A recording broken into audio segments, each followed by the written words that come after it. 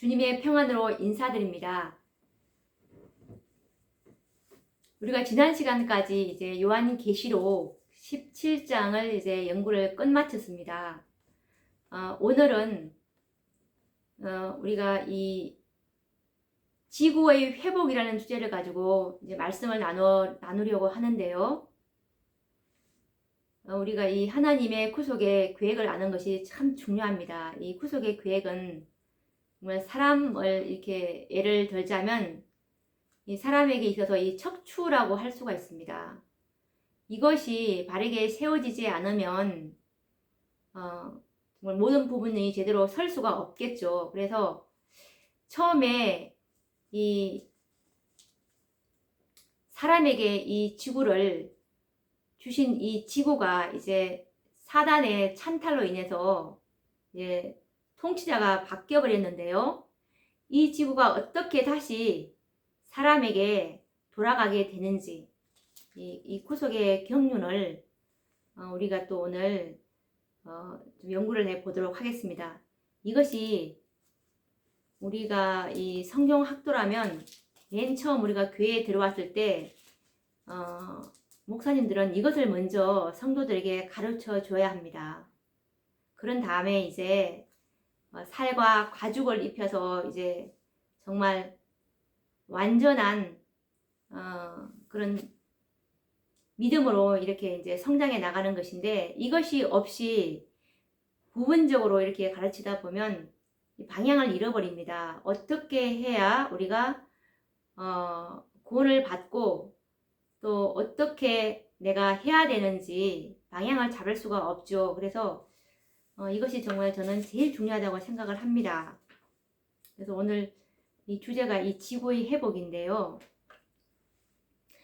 우리가 하나님의 말씀 시편 115편 16장 말씀에 보시면 하늘은 여호와의 하늘이라도 땅은 인생에게 주셨도다 라는 말씀이 있습니다. 하늘은 여호와의 하늘이라도 땅은 인생에게 주셨도다 라는 말씀인데요. 하나님께서는 이 지구를 사람들을 위해서 창조를 하셨습니다.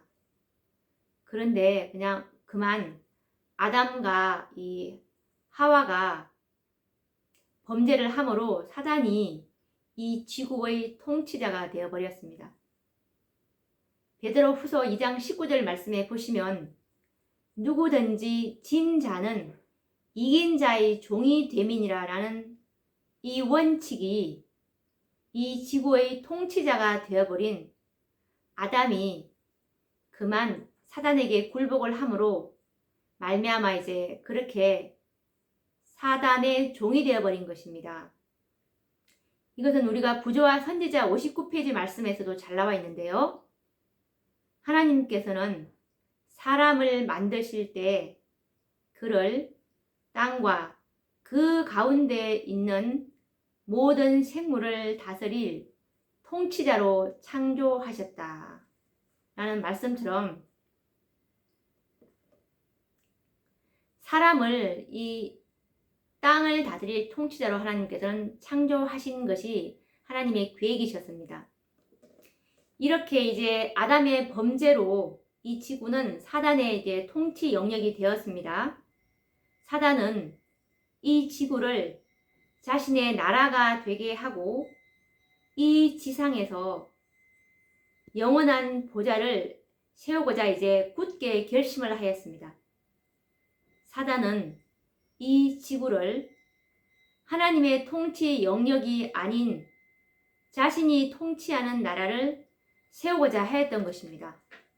이것에 관련된 증언의 말씀은 부조와 선지자 69페이지인데요.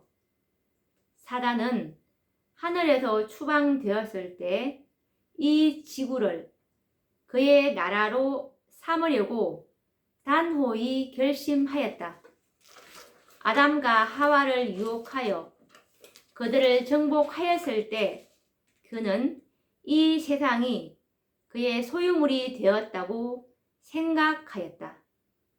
왜냐하면 아담과 하와가 나를 그들의 통치자로 선택하였기 때문이다 라고 그는 말하였다라는 이 증언의 말씀입니다.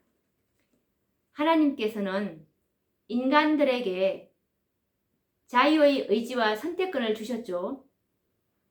이처럼 인류는 자유의 선택권을 가진 존재로 창조되었기 때문에 섬길 자를 선택할 자유를 인생들에게 하나님께서는 부여해 주셨습니다. 만약에 이 지상에 살고 있는 모든 인류가 자신들이 섬길 자로 하나님이 아닌 사단을 선택한다면 사단은 합법적인 이 지구의 통치자가 될 수 있는 길이 있었습니다. 그렇기 때문에 사단은 이 지구의 합법적인 통치자가 되기 위해서 하나님께서 인간에게 주신 이 자유의 의지와 선택권을 사단이 악용해서 이 지구의 통치자가 되기를 사단은 원하였던 것입니다. 만약에 하나님께서 개입하지 않았다면 이 지구는 이미 사단의 계획대로 되었을 것입니다. 그러나 하나님께서는 사단이 아닌 인간들을 위해서 이 지구를 창조하셨고, 그리고 인간들이 이 세상을 관리하도록 계획을 하셨습니다.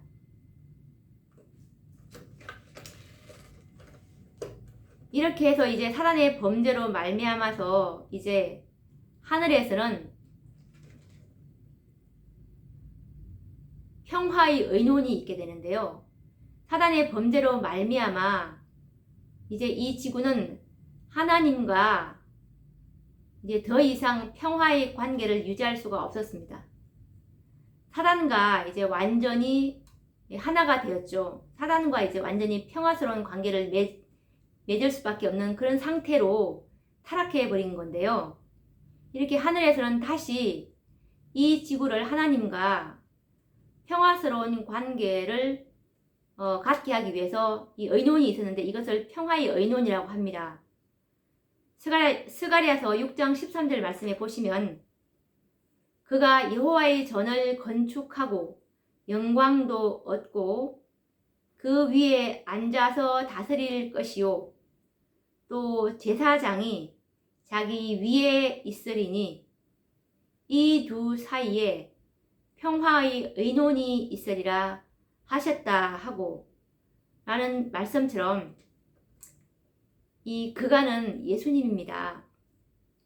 이제 예수님이 이 땅에 오셔서 이제 예수님의 그 사역을 마치고 다시 이제 하늘로 올라가서 제사장으로서 또 정결케 하는 그 사업이 있으므로 이 사람들이 이제 온전히 정결케 되어서 구원받을 수 있는 그 길을 이제 하나님께서 계획을 하신 것이죠. 하늘 회의에서는 이 지구가 사단의 통치를 받는 것을 용인하지 않기로 하셨습니다.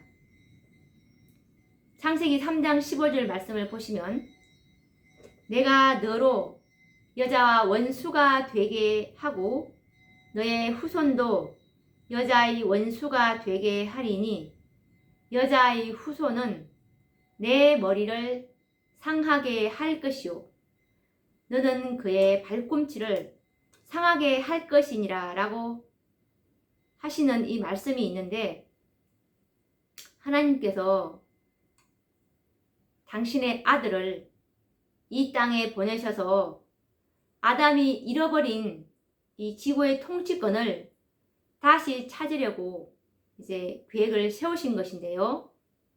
하나님께서는 이 사람인 아담에게 이 지구의 통치권을 위임하셨고 그리고 인간에 의해서 지구는 통치되어야만 하였습니다. 그렇기 때문에 이 지상에서 단 한 사람이라도 사단의 통치를 반대하는 사람이 있다면 사단은 합법적인 통치자가 될 수가 없었습니다. 왜냐하면 이 지구는 사람들을 위해서 하나님께서 창조하셨다고 우리가 조금 전에 읽은 시편 115장 16절 말씀에서 보셨듯이 하늘은 여호와의 하늘이라도 땅은 사람의 것이라고 말씀하셨기 때문입니다. 사단은 아담의 통치권을 기만으로 탈취한 것입니다. 그렇기 때문에 이 사단의 통치는 합법성이 없었고, 그리고 이 지상에 존재하는 모든 사람들의 동의와 그리고 선택이 없다면 사단의 통치권은 합법성을 가질 수가 없는 것입니다. 그래서 이제 하나님께서는 사단이 인간의 자유와 선택권을 강제하지 못하도록 개입을 하신 것입니다. 사단은 인간보다 월등한 능력과 그리고 힘이 있기 때문에 하나님이 개입하지 않으신다면 정말 인간은 속절없는 상태가 되어 버릴 것입니다.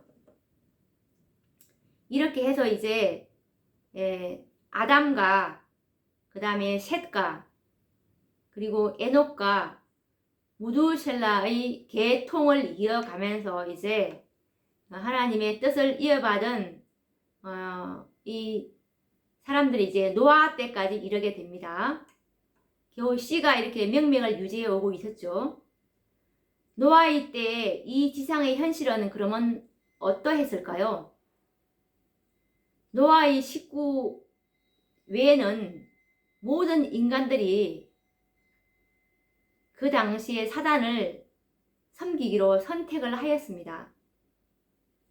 이 지구의 역사가 아직 17세기도 지나지 않았던 때였는데 이 땅은 정말 참으로 큰 위기에 처하였던 것입니다. 노아의 8 식구 외에는 모두가 다 사단을 섬기기로 선택하였기 때문입니다. 그래서 이제 하나님께서는 창세기 6장 5절과 6절 말씀처럼 여호와께서 사람의 죄악이 세상의 관영함과 그 마음의 생각에 모든 계획이 항상 악할 뿐임을 보시고 땅 위에 사람 지으셨음을 한탄하사 마음에 근심하시고 라는 이 말씀처럼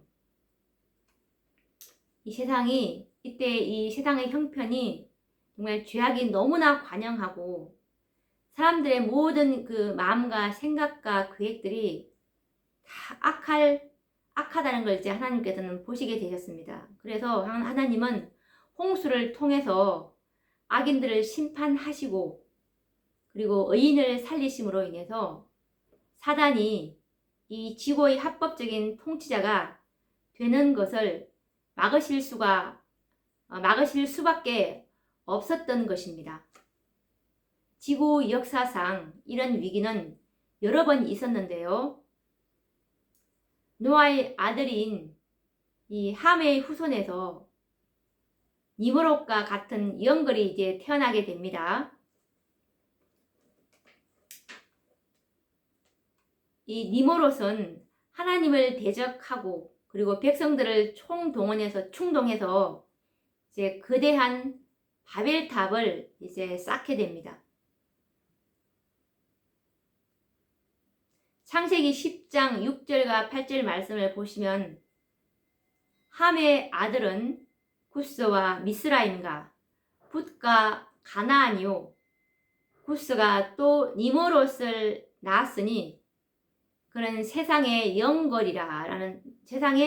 처음 영걸이라는 말씀이 있습니다.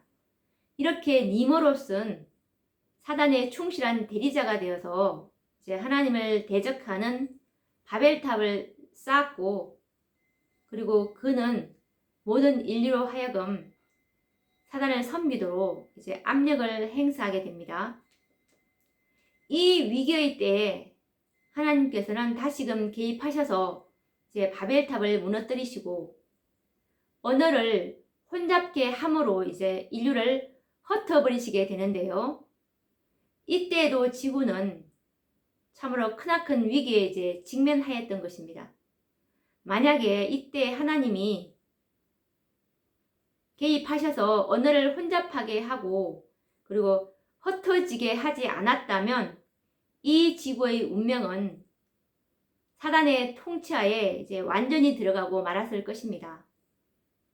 언어의 혼잡과 그리고 사람들을 흩으심으로 이 지구는 다시 위기를 모면하였고 그리고 하나님께서 이 의인의 가족인 셈의 혈통을 보존하심으로 이제 인류는 다시 희망을 가질 수가 있었던 것입니다. 그렇기 때문에 이 바벨탑의 역사는 미래에 나타날 이 사단의 대리자요 적그리스도의 대명사인 이 바벨론의 원조가 되었습니다.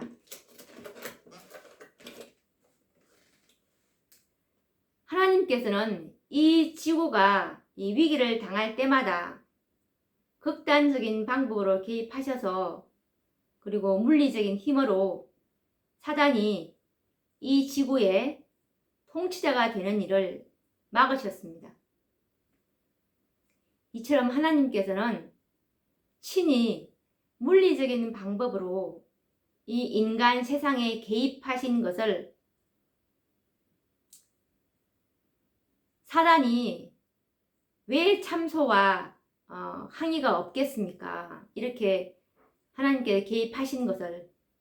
그런데 하나님께서는 이와 같은 물리적인 방법으로 세상에 개입하신 것은 그분의 공의를 이루시기 위한 것이었는데요. 왜냐하면 사단은 처음부터 이 기만이라는 방법을 사용해서 인류를 속였고 이렇게 이제 통치자가 되었죠. 그렇기 때문에 이 사단의 통치는 합법적인 것이 아니었습니다. 비록 인간들이 이 자유의 의지에 의해서 사단의 통치를 선택했다 할지라도 아직은 하나님께서는 이 사단의 통치권을 물리적으로 막으실 수가 있는데요. 왜 그러냐 하면 인간은 아직 선과 악을 아는 이 지식에 있어서 정말 유아기에 있는 어린 아이에 불과한 존재였기 때문입니다. 그렇기 때문에 이 인간들은 사단의 정체가 이제 나타나고 그리고 하나님의 사랑의 증거가 나타날 때까지는 이 인류는 좀 더 긴 시간이 필요하였던 것입니다. 모든 인류가 선과 악을 알고서 분별할 수 있는 지식을 가질 때 비로소 인간은 섬길 자를 선택할 수 있는 자유의 기회를 가질 것이었습니다. 그때까지는 이 지구를 장악하려는 사단의 모든 이 계획은 저지를 당해야 했던 것입니다. 인류는 아직 하나님이 이 사랑이시라는 확실한 증거도 보지 못했고 그리고 또한 사단의 기만이 무엇인지도 알지 못하는 가운데서 어떻게 인류가 올바른 선택을 할 수가 있겠습니까? 그렇기 때문에 이제 하나님께서는 홍수와 같은 이런 물리적인 방법으로 개입하신 것은 그분의 공의를 이루시기 위한 것이었던 것입니다. 그런데 이제 하나님께서는 이런 극단적인 방법으로는 개입하지 않겠다고 이제 언약을 세우시게 되는데요. 이것이 창세기 9장 11절 13절에 보시면 내가 너희와 언약을 세우리니 다시는 모든 생물을 홍수로 멸하지 아니할 것이라. 땅을 침몰할 홍수가 다시 있지 아니하리라. 내가 내 무지개를 구름 속에 두었나니 이것이 나의 세상과의 언약의 증거니라 라고 이렇게 약속을 하신 것입니다. 이제 인류는 홍수 이후에 다소간 이 사단의 통치가 악하다는 사실을 이제 보았습니다. 그리고 경험도 했습니다. 그리고 다시는 홍수와 같은 이 물리적인 방법으로는 하나님께서 이제 개입하지 않으시겠다고 언약을 또 해주셨습니다. 그런데 아직 인류는 하나님의 사랑에 대해서 정말 완전한 지식과 경험을 가진 것도 아니고, 또한 이 사단의 기만의 이 악함, 정말 이 엄청나게 악함에 대해서는 완전한 지식과 경험을 가진 것이 아니었는데요. 그래서 인류는 이 완전한 지식과 경험을 얻을 때까지는 은혜의 시간을 더 가져야 했던 것입니다. 그 후에 인류는 자기가 섬길 자를 선택하는 기회를 가질 수 있을 것이었습니다. 하나님의 사랑의 증거가 이 사랑의 결정적인 증거가 되는 이 십자가의 사랑이 나타나고, 또한 이 불법의 비밀이 나타나서 사단이 얼마나 악한지를 이게 드러나기까지는 사단이 이 지구의 합법적인 통치자가 되는 일은 저지를 당하여야 했던 것입니다. 정말 이 얼마나 자비롭고 공의로우신 하나님이십니까? 이렇게 이제 이 바벨탑을 무너뜨림으로 이제 언어를 혼잡하게 함으로 이제 인류가 흩어지게 되었죠. 이렇게 해서 이제 이 지구에 이제 큰 변화가 오게 되는데요. 각종 방언과 그리고 민족과 나라가 이제 발생하게 되었습니다. 그리고 힘 있는 자들에 의해서 크고 작은 나라가 생기게 되었고, 또 왕들이 일어나게 되는데요. 사단은 자신의 목적을 위해서 한 나라를 세웠는데, 그 나라가 바로 고대 바벨론 제국인데요. 구바벨로니아라고도 하는데, 이 사단의 특별한 목적과 그리고 계획에 의해서 세워진 나라가 바로 이 구바벨론입니다. 그래서 이 나라의 영역하에 살고 있던 셈의 자손인 아브라함을 이제 이 갈대아 우르에서 하나님께서는 이제 불러내시게 되는데요. 창세기 12장 1절과 2절 말씀을 보시면 여호와께서 아브라함에게 이르시되 너는 너의 본토 친척 아비 집을 떠나 내가 내게 지시할 땅으로 가라. 내가 너로 큰 민족을 이루고 내게 복을 주어 내 이름을 창대케 하리니 너는 복의 근원이 될지라 라고 말씀을 하십니다. 이렇게 이제 아브라함은 노아의 아들인 셈의 직계 자손인데요. 정말 유일하게 사단의 통치를 거절하고 하나님을 섬기기로 선택한 사람이었습니다. 그래서 하나님께서는 아브라함을 택하시고 한 민족을 이루어서 하나님의 율법과 이 진리를 보관하는 거룩한 백성을 삼으시려고 계획을 하시게 되는데요. 이것은 원고 60에 보시면 이게 1906년도에 쓰신 말씀입니다. 바이 선지자의 예언의 시인데요. 읽어보도록 하겠습니다. 홍수 후에 다시 사람들이 땅에 번성하기 시작하자 죄악도 따라서 성하게 되었다.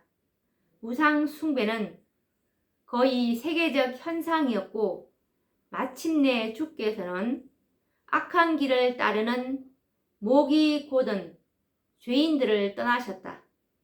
그런 반면에 그분은 셈족의 아브라함을 택하사 장차 오는 세대를 위한 율법의 보관자로 삼으셨다라는 말씀입니다. 이 말씀은 화이트주석 창세기 12장 1절 말씀에도 나오는데요.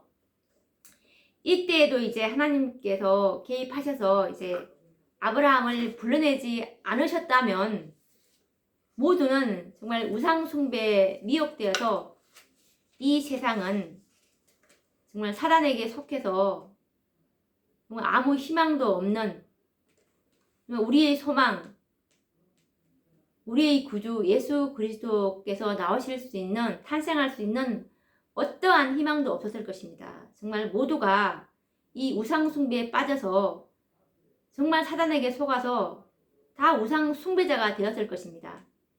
하나님께서는 아브라함을 통해서 이렇게 한 민족, 한 나라를 세우고자 하셨던 것입니다. 아브라함의 자손인 이 이삭과 그리고 야곱을 통해서 큰 민족을 이루시고 당신의 뜻을 이루시고자 계획을 하셨습니다. 그런데 지구의 위기는 앞으로도 이제 계속될 것이었습니다. 사단은 하나님의 계획을 무산시키기 위해서 이제 애굽의 바로왕을 통해서 이제 까닭 없이 하나님의 택한 백성인 아브라함의 자손을 종으로 삼고서 그리고 그들을 지상에서 멸하려고 계획을 하였습니다. 이스라엘 백성들을 이제 멸절시킨다면 이 사단은 자기의 목적을 달성할 수가 있었습니다. 이스라엘 민족 외에는 하나님을 섬기려고 선택한 민족이 정말 이 지상에는 아무도 없었기 때문입니다. 이때에 이 세상은 또 위기에 처했습니다. 하나님이 개입하지 않았다면 유대 민족의 그 멸망으로 말미암아 이 지구는 사단의 통치하에 들어가고 말았을 것입니다. 이때에 이제 하나님께서는 모세를 택하시고 아브라함의 자손들을 구원하셨던 것입니다. 출애굽기 5장 1절과 2절 말씀을 보시면 모세와 아론이 가서 바로에게 이르되 이스라엘 하나님 여호와의 말씀에 내 백성을 보내라. 그들이 광야에서 내 앞에 절기를 지킬 것이니라 하셨나이다. 바로가 가로되 여호와가 누구간데 내가 그 말을 듣고 이스라엘을 보내겠느냐. 나는 여호와를 알지 못하니 이스라엘도 보내지 아니하리라. 라고 이렇게 사단이 바로 왕을 통해서 완강하게 하나님의 명령을 거역하였지만 결국은 이제 굴복하고 말았습니다. 이때부터 역사적인 이 남방 왕의 원조인 애굽이 사단의 대리자로 이제 등장하기 시작하는데요. 이후부터 이 남방 왕과 북방 왕은 하나님을 대적하고 하나님이 세우신 유대 나라와 그리고 이제 이 교회를 대적하기 위해서 사단의 대리자로 이제 활동할 나라가 되었습니다. 드디어 이제 역사는 또 흘러서 이제 메시아가 오시기 7세기 전에 사단은 이 땅에 강력한 북방왕인 이 바벨론을 일으키게 되는데요. 출중한 군주 독재자인 이 느부갓네살 왕이 통치하는 바벨론 제국, 신바빌로니아죠. 이 바벨론 제국이 이제 이때에 예수님이 탄생하기 이제 7세기 전에 이제 등장하게 됩니다. 사단은 이 나라를 통해서 하나님이 세우신 나라를 멸망시키고 이스라엘을 멸망시키고 그리고 성소를 불태우고 그리고 이스라엘 백성을 바벨론의 이제 포로가 되게 하였습니다. 이 세상을 자신의 합법적인 나라로 만들기 위해서였는데요. 이스라엘 나라의 귀족들과 그리고 촉망되는 인재들을 이제 포로로 잡아가서 유화 정책과 그리고 교육이라는 수단을 통해서 이제 그들의 마음을 사로잡아 바벨론화 시키려고 계획했던 것입니다. 그런데 이 계획은 하나님의 신실한 종, 참으로 뜻을 정해서 하나님만을 섬기기로 선택한 이 다니엘과 그의 친구들, 그들에 의해서 물거품이 되고 마는데요. 다니엘서 1장 8절 말씀을 보시면 다니엘은 뜻을 정하여 왕의 진리와 그의 마시는 포도주로 자기를 더럽히지 아니하리라 라는 이 말씀에서 사단은 교육으로도 그리고 유화 정책으로도 이렇게 뜻을 정한 사람들의 마음을 변화시킬 수가 없었습니다. 그래서 이제 어떻게 하냐면 최후의 수단으로 그들의 생명을 위협하고 멸망시키려고 하였고, 사단은 이와 같은 강제적인 이 수단을 동원해서라도 자신의 뜻을 이루려고 하였습니다. 다니엘서 3장 1절과 5절, 6절 말씀을 보시면 느부갓네살 왕이 금으로 신상을 만들었으니 고는 60규빗이요 광은 6규빗이라. 그것을 바벨론 도의 두라 평지에 세웠더라. 너희는 엎드려 느부갓네살 왕의 세운 금 신상에게 절하라. 누구든지 엎드려 절하지 아니하는 자는 즉시 극렬히 타는 불무에 던져 넣으리라. 라는 이런 죽음의 협박과 그리고 뜨거운 풀무불도 이렇게 뜻을 정한 사람들을 굴복시키지는 못했습니다. 그들의 대답은 어떤 대답이었냐 하면 다니엘서 3장 16절 18절에 있는데요. 느부갓네살이여, 우리가 이 일에 대하여 왕에게 대답할 필요가 없나이다. 만일 그럴 것이면 왕이여, 우리가 섬기는 우리 하나님이 우리를 극렬히 타는 풀무 가운데서 능히 건져내시겠고 왕의 손에서도 건져내시리이다. 그리 아니하실지라도 왕이여, 우리가 왕의 신들을 섬기지도 아니하고 왕의 세우신 금 신상에게 절하지도 아니할 줄을 아옵소서라고 이렇게 대답을 하는데, 정말 얼마나 놀라운 믿음의 말입니까? 이들은 바로 하나님께서 이 지구를 지키기 위해서 준비한 사람들이었던 것입니다. 온 세상이 느부갓네살 왕이 이 세운 금신상에게 이때 다 절을 했습니다. 모든 사람들이 사단을 이 지구의 통치자로 선택하는 순간이었죠. 그런데 정말 단 세 사람만이 사단의 통치를 거절하는 것입니다.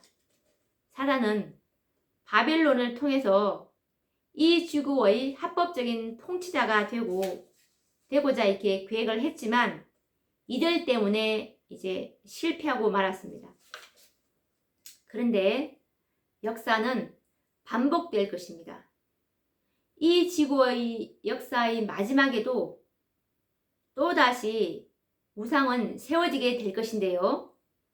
사단은 고대 바벨론을 통해서 미처 이루어내지 못한 일들을 이제 성취하기 위해서 최후의 순간을 위해서 준비하게 될 것입니다.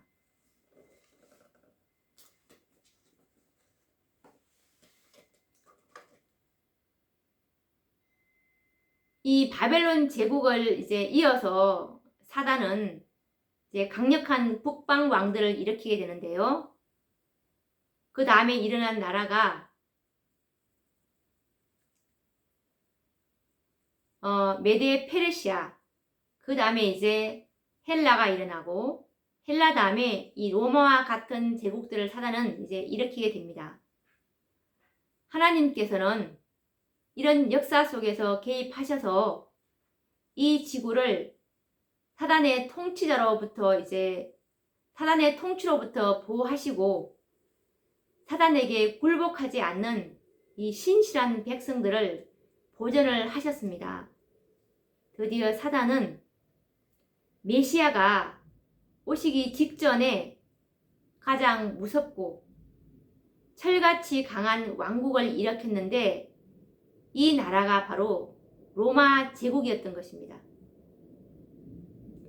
다니엘을 통해서 보여준 이 넷째 짐승은 무섭고 놀라우며 또 극히 강하며 또 큰 철이가 있어서 먹고 부서뜨리고 그 나머지를 발로 밟았으며 이 짐승은 전에 모든 짐승과 다르고 또 10뿔이 있는 다니엘서 7장 7절 말씀이죠. 이런 10뿔이 있는 짐승이었습니다. 이 때야말로 이 지구는 정말 존망의 위기에 처해 있었던 것입니다. 지상에서 이제 유일하게 하나님을 섬기기로 선택한 이 이스라엘 민족은 사단의 통치를 받고 있던 이 강력한 왕국, 이 로마에 의해서 위기에 처하게 된 것입니다. 이스라엘은 바벨론과 그 뒤를 이어서 일어나는 이 강력한 제국들에 의해서 국력은 쇠하여지고 그리고 제사장들은 부패했고 백성들은 참으로 무지하게 되었습니다. 잠깐 우리가 이 바벨론 이후의 역사를 살펴보면은 이 사단의 관계를 우리가 알 수가 있는데요. 사단이 이때 이제 예수님께서 이때 이제 태어날 걸 이제 사단은 잘 알고 있겠죠.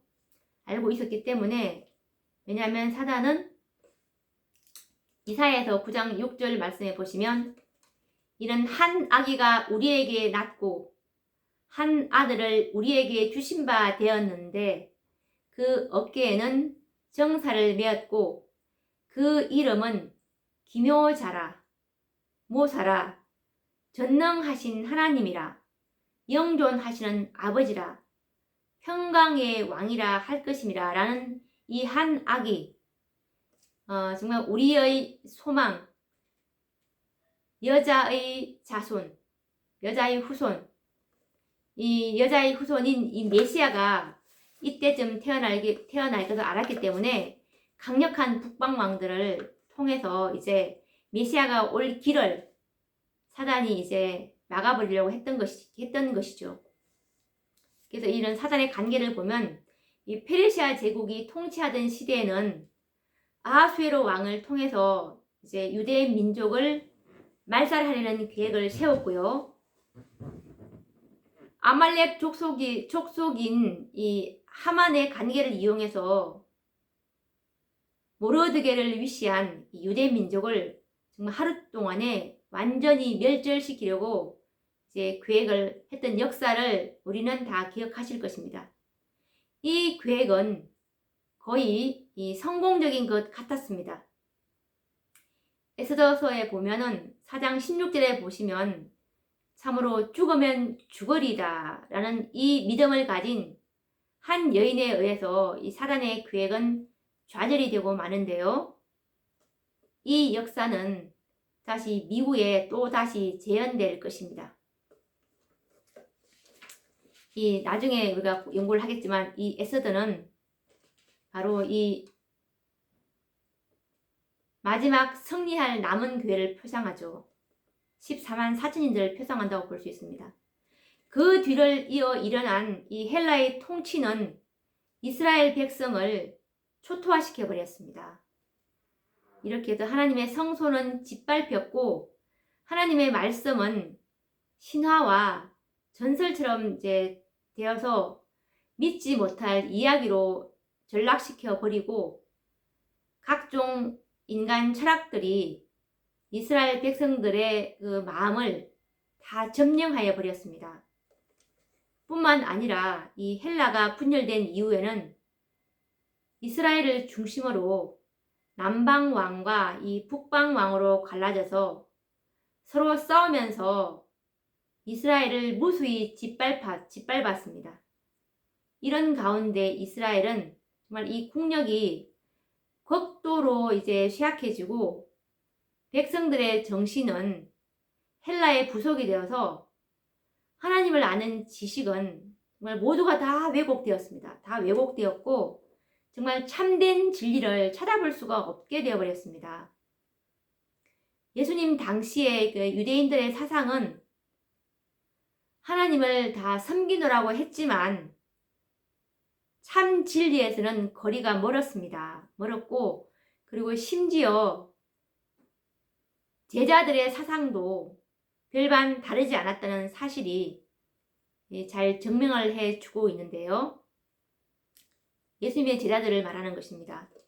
제자들도 이런 유대인들의 사상에서 완전히 탈피하지는 못했습니다. 지상에서 유일하게 하나님을 섬기려고 선택했던 그 백성들이 모두 사단의 기만에 의해서 하나님이 아닌 이 사단을 섬기는 자들로 변모되어 있었던 것입니다. 사단이 어떻게 이 기회를 놓치려고 하겠습니까? 이때를 위해서 정말 지상에서 가장 무서운 나라 로마죠.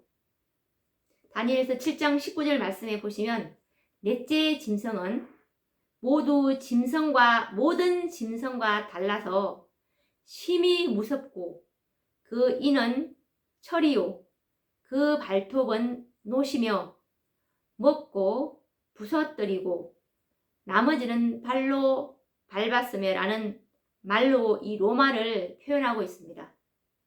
참으로 때로 쇠약해진 이 이스라엘이 강력하고 무서운 철 이빨을 가진 로마 제국의 힘을 어떻게 저항할 수 있겠으며 그리고 하나님을 아는 지식을 잃어버린 이 이스라엘 백성들이 어떻게 로마 제국의 그 위협과 핍박을 견딜 수가 있겠습니까? 이 지구의 운명은 참으로 경각에 달려 있었습니다. 이 지구는 이제 거의 사단의 수중으로 들어가려는 위기의 순간이었던 것입니다. 왜냐하면 모든 인류가 사단을 섬기기로 선택할 순간이 왔기 때문입니다. 바로 이 위기의 때에 하나님께서는 당신의 아들 예수 그리스도를 인간으로서 이 땅에 보내신 것이었습니다. 우리가 오늘 이 하나님의 구속의 계획을 이 지구의 회복을 위해서 어떻게 이제 전개가 되는지 지금 연구를 하고 있는데요. 다음 시간에도 계속 또 이어서 이 말씀을 또 우리가 말씀을 나누어 보도록 하겠습니다.